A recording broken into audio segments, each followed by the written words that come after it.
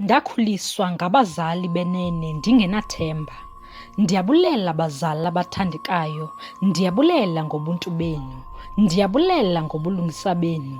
Nandithatha ndiyinkedama engenabazali, ndathi ndakuswelekelwa ngumama ndaziva ndililolo, ndaziva ndingengomntu wanto, ndaziva ndiyinkedama esweleyo, ndaziva ndingonwabanga emphefumlweni.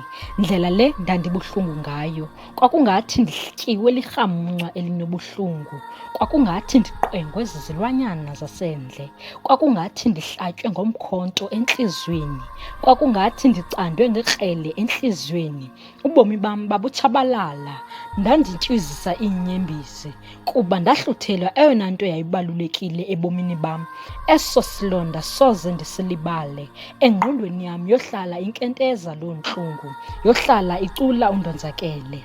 Bathi ndingumcephucandiwe nomama, kodwa andimazi. Wandishiya ndingazange ndambona nasephupheni. Yena wandishiya ndiselusana olusabhadazayo.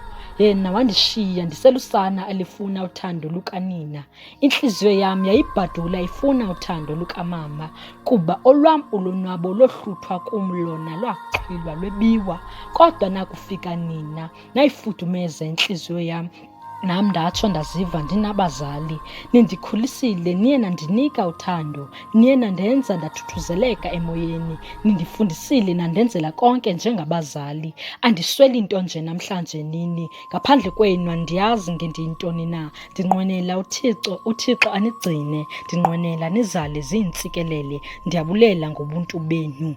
Utsho kweyona imbongi yawandaba ezitha seyosithela, ndiyimbongi yosiba, ndiloo ntyatyambo ethandwa ziimbongi.